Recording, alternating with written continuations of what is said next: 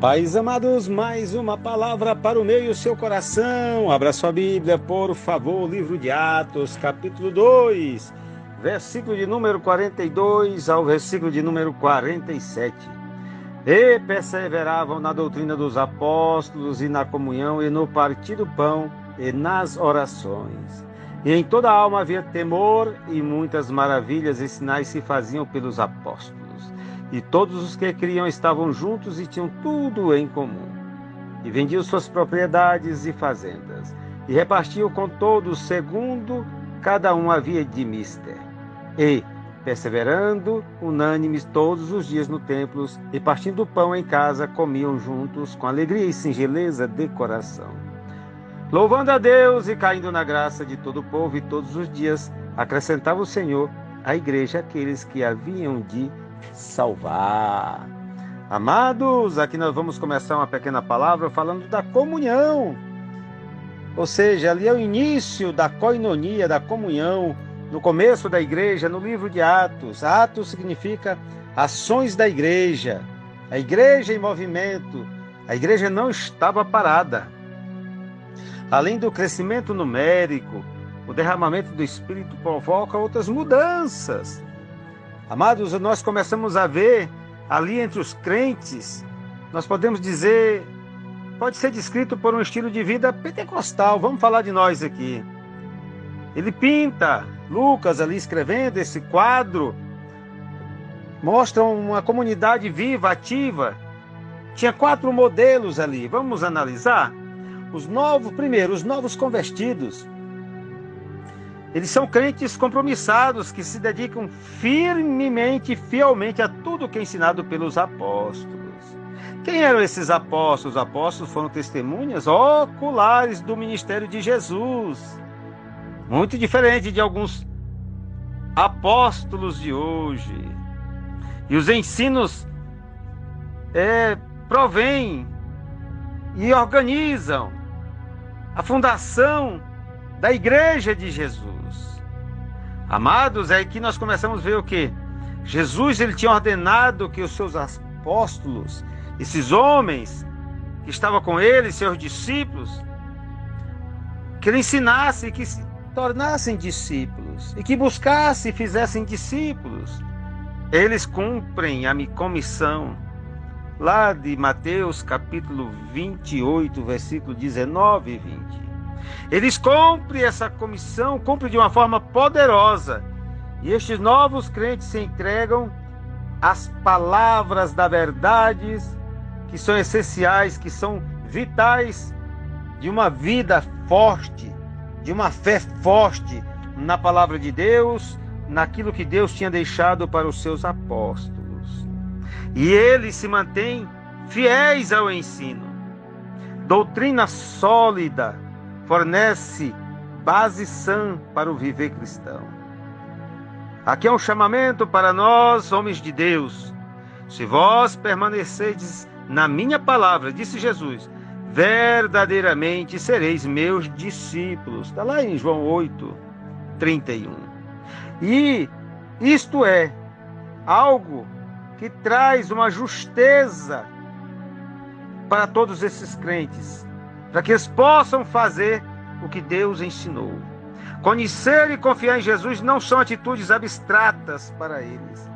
Eles perseveram no ensino dos apóstolos diariamente. Ensino, didascalia. Ali havia a palavra sendo ministrada de acordo com os arcanos celestiais, de acordo com o verbo da vida. Palavra emanente, olha, que veio falar aos corações dos homens na face da terra, trazendo o reino de Deus à face da terra. Os crentes, segundo os crentes, se dedicavam à comunhão, palavra, comunhão no grego é koinonia. Então, meu amado, expressa a unidade da igreja primitiva.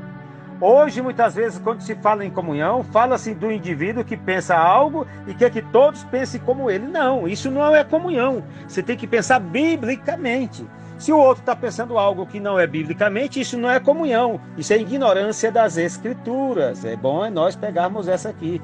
Fica uma deixa para aqueles líderes carismáticos ou autocráticos, ou aqueles líderes que são ditatoriais, que querem simplesmente manipular o povo e dizem, essa igreja não tem comunhão porque não pensa comigo. Não, para com isso. Palavra, ensino, palavra, comunhão, porque estava no ensino dos apóstolos. Nenhuma palavra em nosso idioma traduz seu significado completamente, essa palavra koinonia. Mas eu quero te falar uma coisa, amado.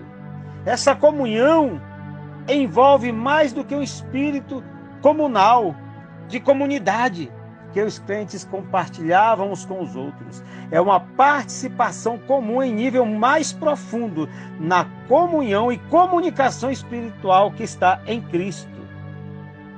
Há um diálogo dentro dessa comunidade de que eles falam as palavras de Cristo, os pensamentos de Cristo, porque nós temos a mente de Cristo. Aí você já começa a navegar comigo. No lado humano, os crentes partilham uns com os outros, mas a qualidade da comunhão é determinada pela união com Cristo. Eles foram chamados à comunhão em Cristo, porque nós somos membros do corpo de Cristo. Então você tem que entender isso. Fomos chamados a essa comunhão para vivermos com Ele e para Ele, porque dele são todas as coisas. Para que nós possamos participar juntamente na sua obra salvadora. A nossa participação mútua nele é efetuada pelo Espírito Santo de Deus. E assim se torna uma comunhão do Espírito Santo. E onde estão o Filho e o Espírito, também o Pai. Portanto, é uma comunhão com o Pai. Amado, esses primeiros discípulos são um pela fé em Jesus Cristo e pela comunhão uns com os outros. Eles expressam a oração sacerdotal.